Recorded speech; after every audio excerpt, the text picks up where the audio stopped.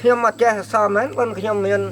គំនិតមួយថាខ្ញុំបេះដូងខ្ញុំគឺបេះដូងសហគមន៍ណាមនុស្សអត់មានការឆន្ទៈអត់មានការលះបង់មិនមែនជាអ្នកបម្រើប្រជាពលរដ្ឋទេ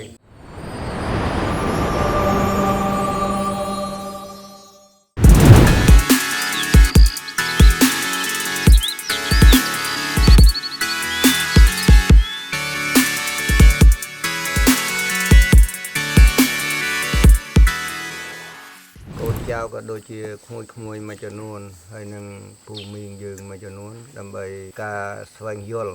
បាទឲ្យបានធ្វើការទស្សនៈសិក្សាពី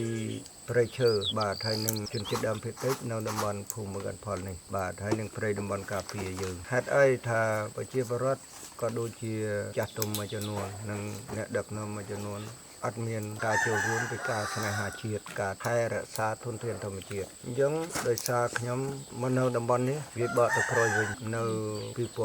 2024ខែ8បាទ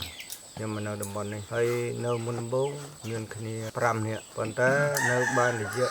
3ខែទៅ4ខែគេរត់ចូលអស់ដោយសារអីដោយសារវាបាត់បង់អាប្រាក់ចំណូលនៅក្រុមគ្រួសារគេអញ្ចឹងយើងនៅនេះបានន័យថាយើងស្ម័គ្រចិត្តទេស្ម័គ្រចិត្តដើម្បីការពារព្រៃឈើដីធ្លីដើម្បីសម្រាប់កូនចៅយើងចំនួនក្រោយនេះធ្វើផ្ទះធ្វើអីនៅទេយើងមិនមែនសម្រាប់យកឈើនេះទៅដូរអំបិលប្រហុកប៊ីចេងឬក៏ដោះដូរជាថវិកាដើម្បីបម្រើក្រុមគ្រួសាររបស់បុគ្គលទេណាមួយទេយើងគឺសម្រាប់ជាសមូហភាពការស្វែងយល់ឲ្យបានសិក្សាពីបាទហើយនឹងជនជាតិដើមភាគតិចនៅតំបន់ភូមិកាន់ផលនេះបាទហើយនឹងព្រៃតំបន់ការពារយើងប្រជាពលរដ្ឋក៏ដូចជាចាស់ទុំមួយចំនួននិងអ្នកដឹកនាំមួយចំនួនការចូលរួមពីការស្នេហាជាតិការថែរក្សាធនធានធម្មជាតិអញ្ចឹងមកនៅតំបន់នេះខ្ញុំភាពជាអ្នកដឹកនាំគេដែរដោយសារប្រជាពលរដ្ឋមាន250គ្រួសារអញ្ចឹងខ្ញុំត្រូវតែដឹកនាំធ្វើដើម្បីចាញ់ក៏ឲ្យអស់ចិត្តទាំងអស់គ្នាឈ្នះក៏អស់ចិត្តដែរខ្ញុំអ្នកដឹកនាំគេមិនយកចិត្តទុកដាក់ស្មើនឹងអ្នកឯងអត់ចេះដែរខ្ញុំអត់ចេះសមែនប៉ុន្តែខ្ញុំមាន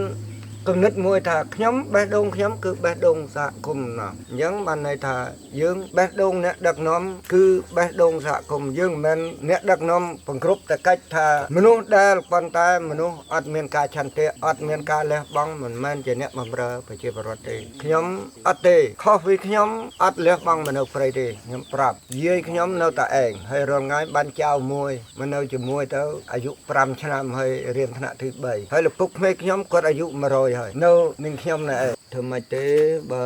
ខ្ញុំជីវិតមួយឬក៏2 3នាក់នេះក៏សម្រាប់តែឡាប់ទេប៉ុន្តែបើសិនណាក្មួយឯងហ៊ានដឹកទេខ្ញុំក៏ហ៊ានចាប់ណែឯងហ៊ានខិតណែឯងដែរព្រោះជីវិតខ្ញុំបើឡាប់ទៅក៏មានគេអ្នកក្រោយក៏ដឹងក៏លឺដែរអញ្ចឹងបើសិនតែមានការប្រឈមគឺវាប្រឈមខ្លាំងមែនទែនបាទជួនកាលដាច់មហូបអីអត់មានទេមានតែអំបិលមានតែ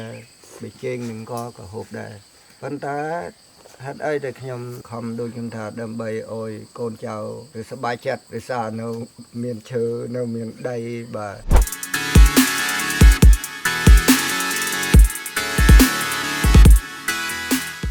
រៀបសួរបងប្អូនអរគ្នានេះខ្ញុំឈ្មោះសុនសុភាជាជនជាតិដើមបន្តិចគួយហើយចំណាប់អារម្មណ៍របស់ខ្ញុំពេលដែលបាន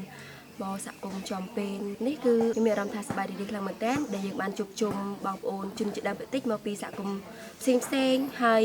ក៏យើងបានរៀនសូត្រជាមួយគ្នាទាក់ទងទៅនឹង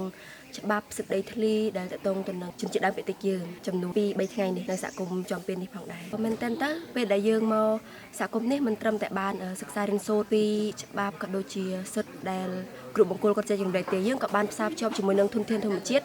ដែលពួកគាត់ចែករំលែកហើយជាក់ស្ដែងនៅតំបន់នេះយើងក៏បានស្ដាប់ការចែករំលែកពីចាស់ទុំដែលជាតំណាងសហគមន៍នៅទីនេះដែលគាត់ចែករំលែកពីការថែរក្សាធនធានធម្មជាតិព្រៃឈើក៏ដូចជាសហគមន៍ទីនេះផ្ទាល់ដែលពួកគាត់អាចថែរក្សាបានយ៉ាងល្អហើយទាំងនេះក៏សុទ្ធតែជាអ្វីដែលជនជាតិដើមភាគតិចយើងផ្សារភ្ជាប់ដូចពីចាស់ទុំទៅយុវជនផ្សេងៗជាពិសេសគឺយុវជនជនជាតិដើមចំនួនក្រោយហើយយើងអាចចែករំលែកទៅដល់អ្នកដទៃទៀតនៅក្នុងសហគមន៍របស់យើងផ្ទាល់ផងដែរថាជាជនជាតិដើមភាគតិចពណ៌មកពីខាងខេត្តពោធិ៍សាត់ហើយប៉ុន្មានថ្ងៃនេះនាងខ្ញុំបានមកចូលរួមជាមួយនឹងជនជាតិដើមភាគតិច គួយនៅខេត្តព្រះវិហារហើយរៀនអំពីច្បាប់ពាក់ព័ន្ធនិងសិទ្ធិរបស់ជនជាតិដើមភាគតិច ខ្ញុំឈ្មោះនុបតិមាផនមកពីខេត្តបាត់ដំបងជាជនជាតិដើមភាគតិចពណ៌នេះខ្ញុំមកទីនេះរៀនទាក់ទងនឹងច្បាប់ហើយនឹងសិទ្ធិជនជាតិដើមភាគតិចសប្បាយចិត្តខ្លាំងមែនទែនដោយសារសហគមន៍នៅទីនេះគាត់មានភាពសាមគ្គីគ្នាខ្លាំងមែនទែនហ្មងហើយមួយទៀតទីនេះក៏ជាសហគមន៍មួយដែលមានភាពប្រតិគ្នាសាមគ្គីគ្នាចេះស្រឡាញ់គ្នាយកចិត្តទុកដាក់ចុងក្រោយខ្ញុំសូមអរគុណដល់អ៊ំដែលគាត់នៅទីនេះខ្ញុំពិតជាមានភាពសប្បាយរីករាយខ្លាំងមែនទែនដែលមកនៅទីនេះហើយមួយទៀតខ្ញុំបានមានចំណេះដឹង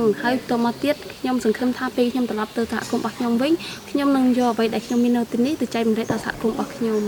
ចាអរគុណ